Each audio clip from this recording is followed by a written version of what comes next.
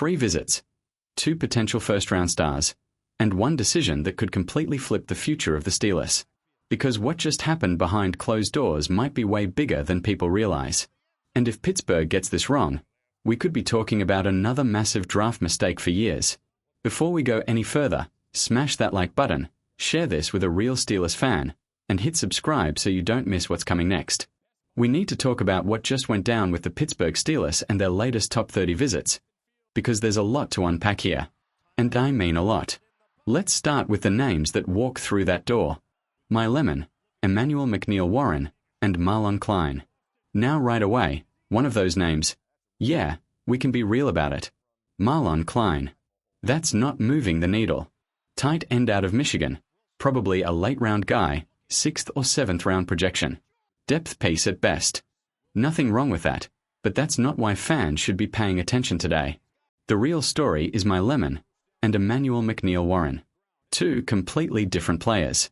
2 completely different draft trajectories. And 2 very different implications for what the Steelers might be planning. Let me ask you something right now. Does this feel like a team that knows exactly what direction it's going?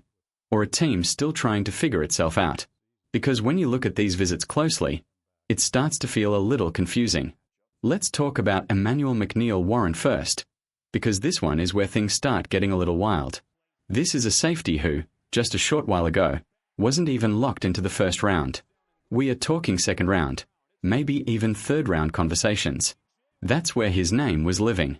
And now, suddenly he's popping up in first round mocks. Suddenly analysts are linking him to Pittsburgh. Suddenly there's buzz like he's some must-have elite talent. But here's the thing. What actually changed? He didn't go to the combine and blow everyone away. He didn't suddenly dominate headlines with some insane performance. So what happened? It feels like scouts and media just started digging deeper, noticing the aggression, the physicality, the flashes of big-time plays, and yeah, the size. You can't teach that kind of frame at the safety position. But still, first round. At pick 21. That's where things start to fall apart. Because let's be brutally honest here. The Steelers do not need a safety right now. Not even close. You've got Jaquan Brisker. You've got Deshaun Elliott. You've got Jalen Ramsey transitioning into that role. And potentially even depth behind them depending on how things shake out. This is not a position where you burn your most valuable pick. Not in 2026. Not when this team has glaring needs elsewhere. And yeah, you can argue long-term. You can say contracts are expiring. You can say the future isn't guaranteed. But you don't draft for maybe in the first round when you have right now problems staring you in the face. That's how teams mess up.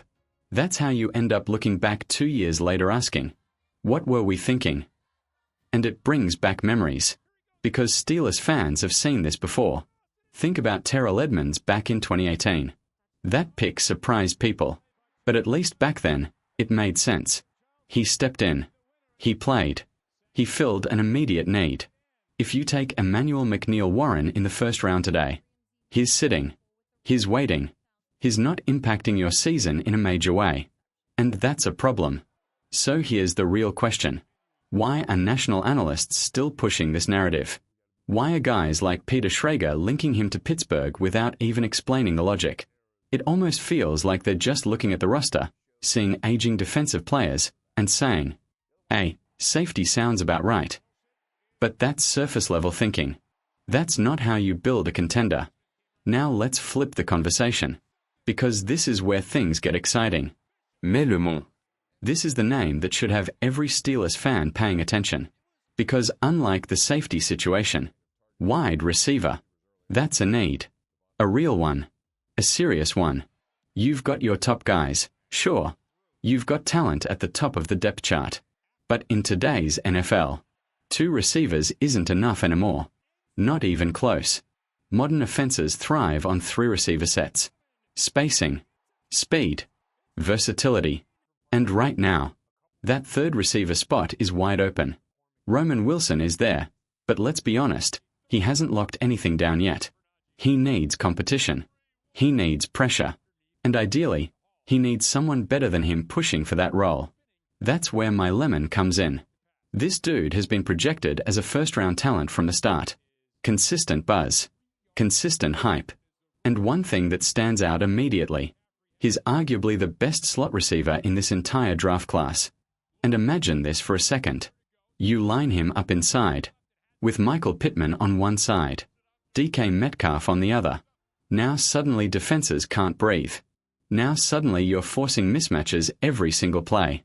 Now suddenly your offense becomes unpredictable, explosive, dangerous. That's the kind of impact a first-round pick should bring. Not a player sitting behind veterans waiting for his turn. And here's another layer to this. The Steelers haven't been bringing in many first-round wide receivers for visits. Think about that. This is one of the few. So what does that tell you? It tells you there's real interest. Not smoke. Not just doing homework. This feels intentional. And yeah, there's a catch. There's a very real chance my lemon isn't even there at pick 21.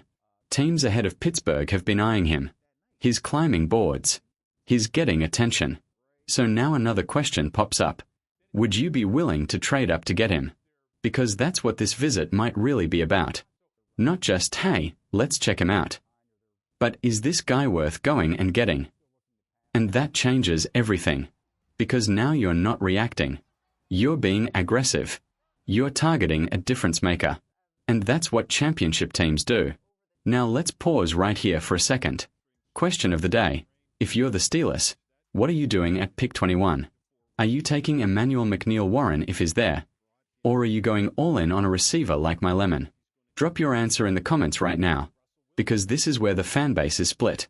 And it's a big split. Now there's another angle here that makes this even more interesting. The coaching philosophy. There's still a lot we don't fully understand about how this staff is operating. Previous regimes had patterns, clear tendencies. You could almost predict their moves based on visits, pro days, and meetings. But right now, it feels different, unpredictable.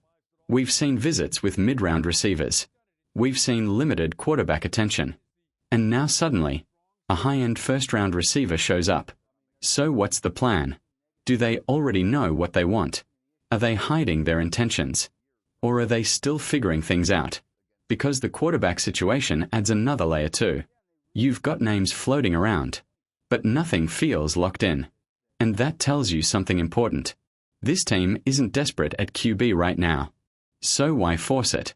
Why reach? It's the same logic as the safety discussion. You don't force picks at positions where you don't have immediate need. You build smart. You build with purpose. And right now, that purpose should be crystal clear. Offensive weapons. Protection. Impact players. Not luxury picks.